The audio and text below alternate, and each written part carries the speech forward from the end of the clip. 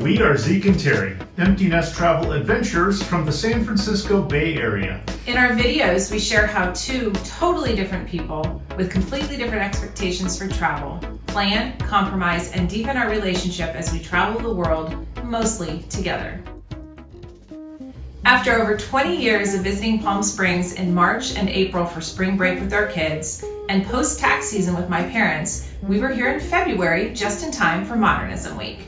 While we'd heard of Modernism Week, we'd never attended and only recently learned that there are two Modernism Week events in the Palm Springs area, one in February and the other in October. The February event lasts 11 days and has about 120,000 attendees each year that participate in over 350 events. The first event was a Modernism weekend in February 2006 to showcase the mid-century modern architecture of Palm Springs. It has since expanded to focus on mid-century modern design, architecture, art, fashion, and the culture in the greater Palm Springs area. And the proceeds benefit various nonprofit organizations, including the Modernism Week 501c3. I signed up for the email list and was completely overwhelmed by the number of tours, talks, cocktail parties, and gallery openings. Each day, there were at least 40 to 50 events to choose from. More than any one person could attend. To make it easy, we decided to support our tennis friend Staci with her open house and cocktail party, and a 6-house tour in Sunmor Estates, not far from where we stayed. Although each time I saw the double-decker mid-century tour bus and groups of people on walking tours, I wanted to add to our dance card. We really enjoyed our self-guided walking tour of Sunmor Estates. The neighborhood was established in 1955 by developers A.R. Smith and Merrill Brown in an area that was part of the Palm Springs Army Airfield in World War II.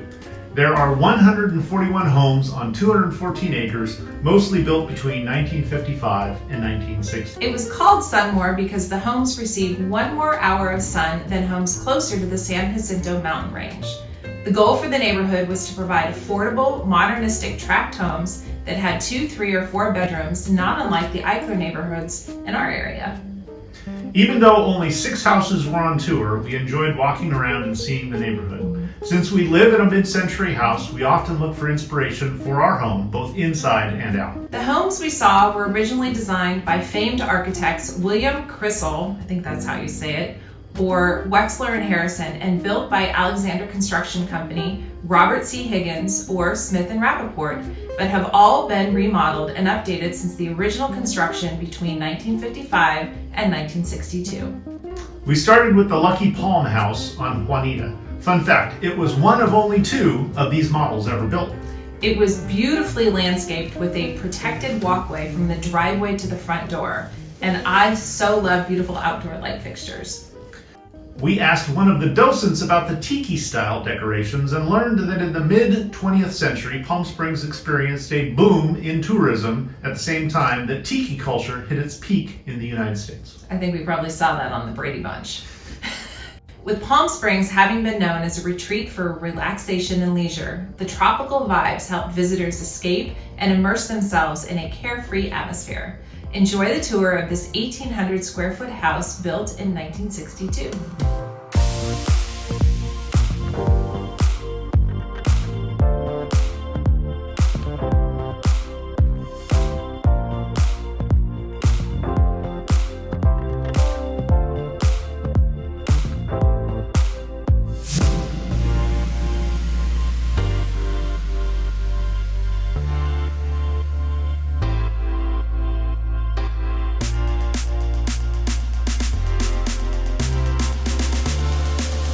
The second house on our guided tour was a Harlequin butterfly on Playmore.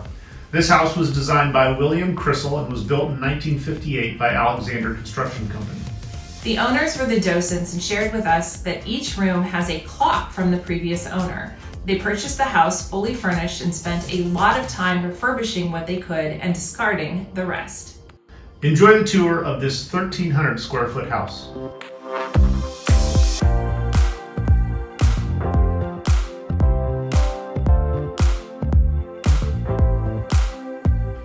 House was the crown jewel on Liv Mor. I love the entryway of this home, and we spent a fair bit of time talking to the owner and making note of where he purchased some items like the hummingbird feeder, which he said came from Chewy.com, although I couldn't find it.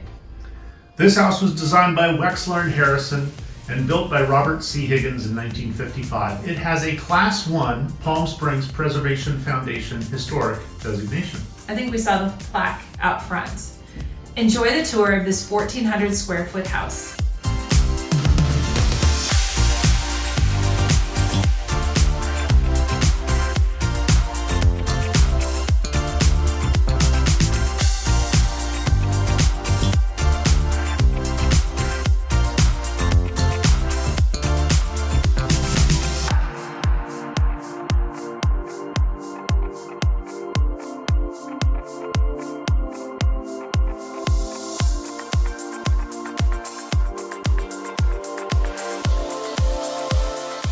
The fourth house was Mor Sun, Mor Fun on Mor Sun.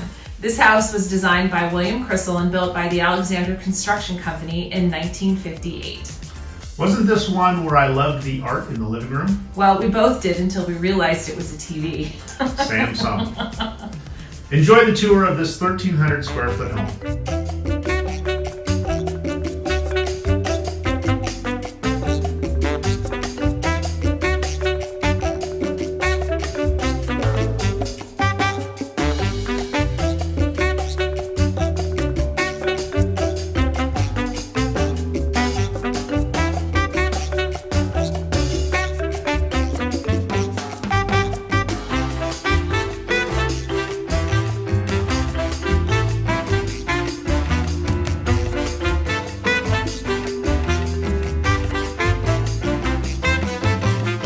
We headed back to Liv Mor for the next to last house on the tour. Well, hello there.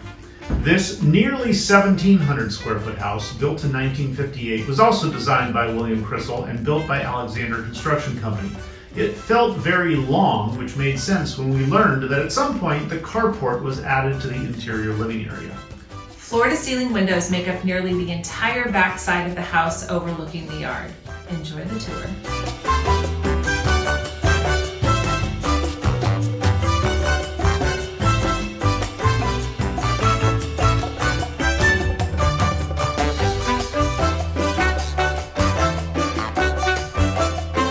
The final house, also on Liv Mor, was Let's Liv Mor. It too was designed by Crystal and built by the Alexander Construction Company in 1958. This was a striking house built for entertaining, but not for cooking. The galley kitchen had a small under-counter fridge and freezer and looked well suited for cocktails to be enjoyed by the pool. The current owners really adhered to the black and white theme with bold blue and gold accents. In one of the bedrooms, Cher was on one wall and a signed Sonny Bono photo was hung on the opposite. It was definitely cheeky. Enjoy the tour of this 1,300 square foot home before we transition to Staci Munic's house for a celebratory and modern cocktail party.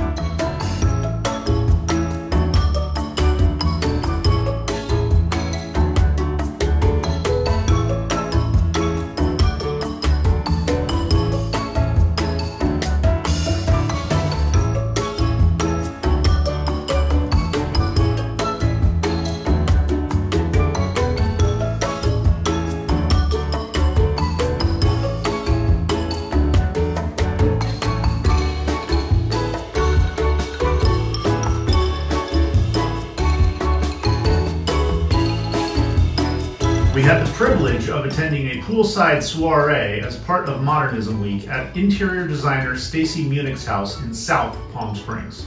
As we mentioned earlier, there are so many events happening during Modernism Week, so when Staci told us about this event, we couldn't resist saying yes. We were glad that we arrived just as the event was starting so we could get some good images of the property before everyone showed up. This wasn't the first time that Staci's private residence has been on the tour. She's originally from Chicago and spent time in Palm Springs as a child. She purchased a condo near the Palm Springs Tennis Club and renovated in time for the 2019 Modernism Week. The photos of that home are stunning. It was during our tour of her current home that we fully realized that while our focus is on mid-century modern, modernism encompasses a much broader spectrum of art, fashion, and design. Her home is in a neighborhood designed by Charles Dubois and was built by Roy Fay in the early 1970s. It's easy to see how her background in hospitality and restaurants influenced the design. The house was built for entertaining, but also feels very welcoming and comfortable. As with our Eichler, the integration between outdoors and indoors is seamless. It makes the house appear even bigger than it is. The outdoor space nearly doubles the usable living area. Enjoy the tour.